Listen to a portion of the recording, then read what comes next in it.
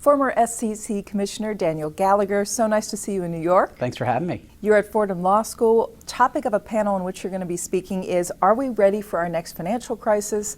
Which sounds a little scary. So are we? No, we're not. So it's actually a very timely conference for Fordham to be hosting. I'm glad to be here to talk about some of the concerns I have about whether or not we're ready for the next crisis.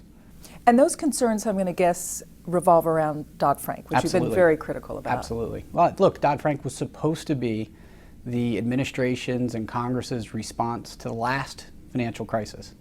And when Congress responds to a crisis, you can go back to 1929 and bring it to date. There have been several crises. There's usually been a congressional response. It's usually a very studied, deliberate, and importantly, bipartisan response. And Dodd-Frank was not any of those things.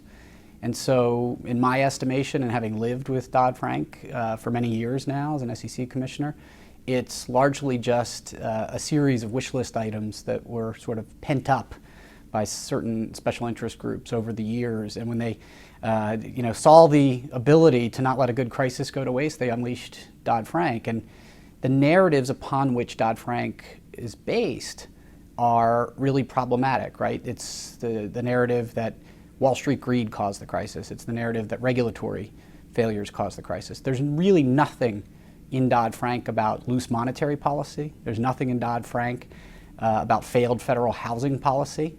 And those of us who have spent a lot of time around the policy world know that those, of course, are the actual causes of the financial crisis. Not that there wasn't Wall Street greed, not that there wasn't a series of regulatory failures, but those were more symptoms rather than the actual illness, which was failed housing policy and loose monetary policy. So you have said that it's backfired, it's strangled the economy. What is going to happen to Dodd-Frank? What should happen? And is there the political will to change anything about Dodd-Frank? Yeah, well, it's a great question because Dodd-Frank should just be written off the law books, and they should start over. They should do a real inquiry about what happened in the last financial crisis, what the real causes are, what needs to be done to resolve that, what could be done to stave off the next and a different crisis. That's going to take a while.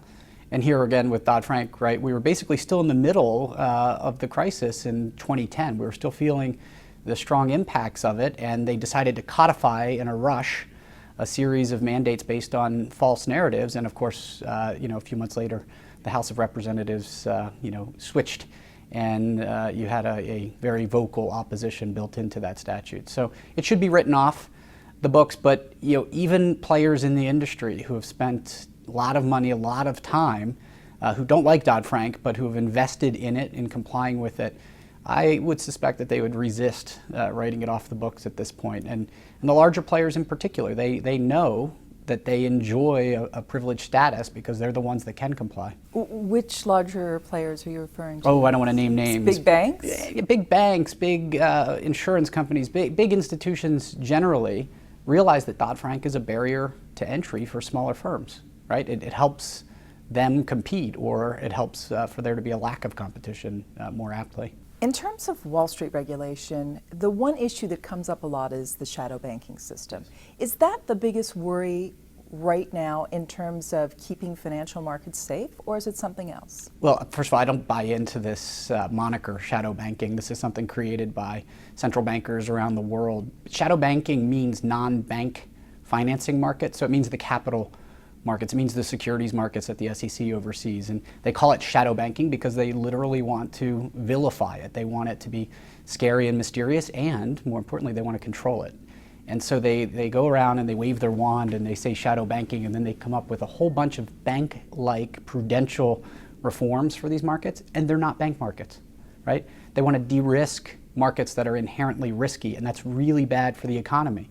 So I think a lot of the agenda, which is driven out of the FSB, in Basel, it's driven out of the bank regulators in Washington with respect to shadow banking, is simply to gain more control over the U.S. economy, and I think that's a scary thing.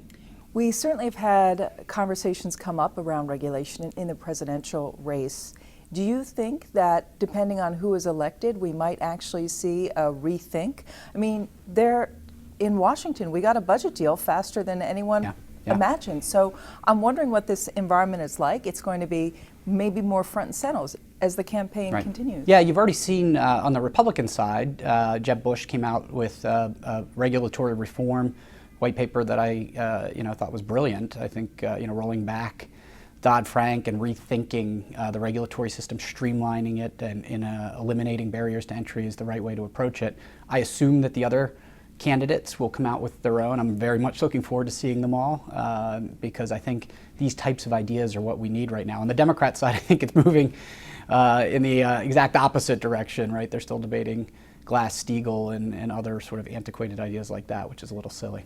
Realistically, can the SEC prevent the next collapse of a financial market or problems on Wall Street? There's a limit even to what regulation can do. There's a limit to what government can do, and that's what, one of the things that Dodd-Frank, I think, does to the detriment of American taxpayers and the investing public, to lull them into a sense that the government can take care of everything. We can de-risk shadow markets. We can protect you and always be looking over your shoulder. It can't be. The government can never do that. Look at Europe. They've tried. It hasn't worked. And so there has to be some level, and a high level, I would say, of caveat emptor in our markets. But regulators like the SEC can and should ensure that there's transparency, mandated disclosure of key things so that investors, when they make a decision, have the information they need. And guess what?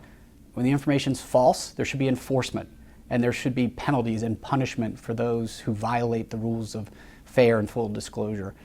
Those types of things, I think, are actually very free market ideas that shouldn't be partisan in any way. But the idea that the government, through this nanny state mechanism of Dodd-Frank or elsewhere, can protect you from all evils, I think is just pure folly. We end there. Dan Gallagher, thank you so much. Thanks so much again.